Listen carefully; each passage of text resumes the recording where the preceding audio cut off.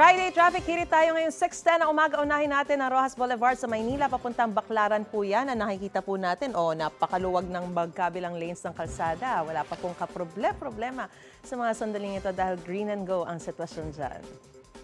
Puntahan naman natin sa EDSA Kamuning. Ayan, yung sa kaliwang bahagi po ay papuntang Monumento.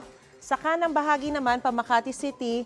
Sa mga sandali po ito, nakikita natin na hindi masyadong pangkaraniwan on a Friday morning na rush hour pa, no? Dahil nakikita natin, magkabilang lanes, maluwag. Tuloy-tuloy ang daloy ng mga sasakyan sa magkabilang lanes po yan. Lipat naman tayo sa C5 Eastwood Intersection. Yung sa kaliwa pong bahagi ay patagig. Yan, medyo nagkakaroon na ng volume ng mga sasakyan sa kalsadang yan. Yung sa kaliwang bahagi naman patagig.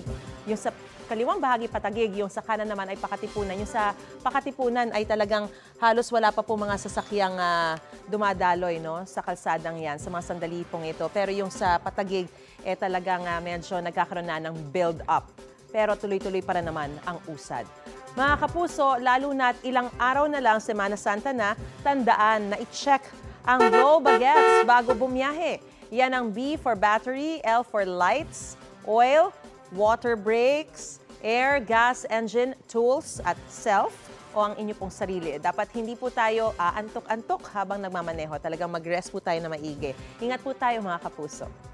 Mga kapuso, para una ka sa mga balita, mag-subscribe sa GMA Integrated News sa YouTube. Sa mga kapuso abroad, subaybayan niyo po kami sa GMA Pinoy TV at sa www.gmanews.tv.